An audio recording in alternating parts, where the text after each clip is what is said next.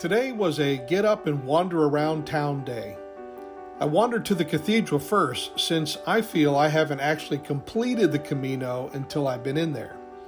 I showed up early for the 12 o'clock Pilgrim's Mass, only to find I had caught the end of an earlier one. I then noticed that the Botafumeiro was hanging up. This is a well-known piece of church equipment that pilgrims hope to, but have no guarantee of seeing.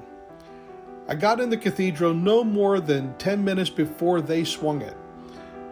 I then stood in a queue to visit the statue and supposed burial place of St. James, both special moments for many pilgrims. After that, I wandered around town until I came to a chapel that has intrigued me since I first saw it last week, Capella das Animas, Chapel of Souls. I saw it was open, so I wandered in there to find that they were just starting a Mass. I sat down in the back, not understanding anything being said, and then noticed the murals on the walls.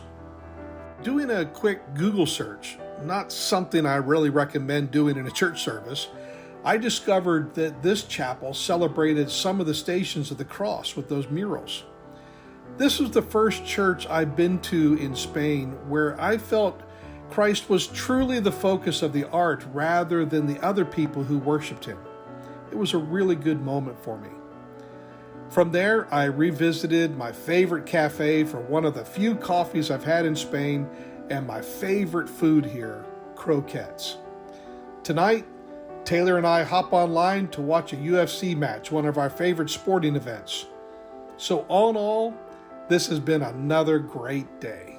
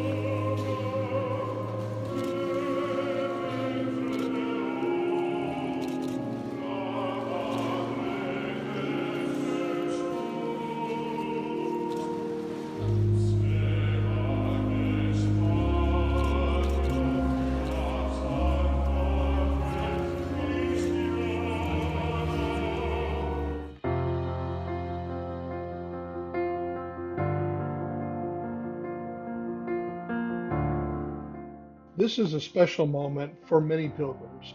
Tradition says you are to hug the statue as a way of thanking St. James for helping you finish the Camino. I gave him a pat on the back and thanked God. This is a photo of the statue of St. James from the nave. You can see someone's hand on the shoulder to the left as they hug the statue. The queue had you walk up behind that statue.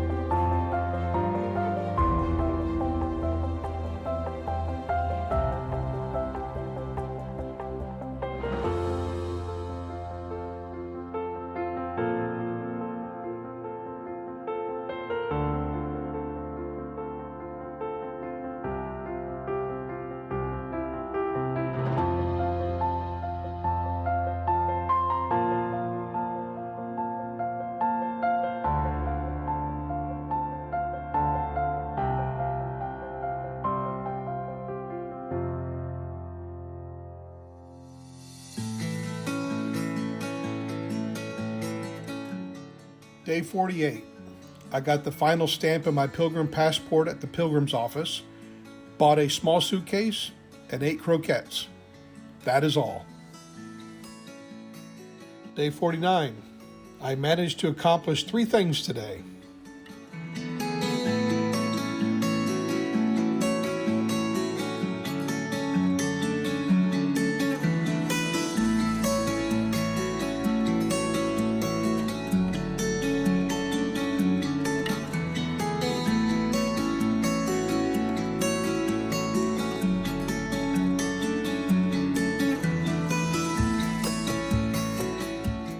Travel days, 25 hours of flying time, not including layovers. We often told people the hardest part of the Camino was getting to the starting place from New Zealand. We knew that we would have to reverse that trip eventually, and we just completed it. Having said that, this was one of the smoothest flight schedules I've ever been on. The 2 long flights, 7 and 16 hours, were on non-full airplanes, so we were both able to stretch out a bit. It's amazing how just having an empty seat next to you can really put a positive spin on those long flights. Our layovers were just long enough that we didn't have to run, but not so long that we got bored waiting for the next flight. All in all, it was a great way to end the Camino and get back home. Now it's all about reconnecting with our home life, bringing in the adjustments we want to make, and slowly beginning the processing of what we just went through. Thank you all so much for joining us in this journey.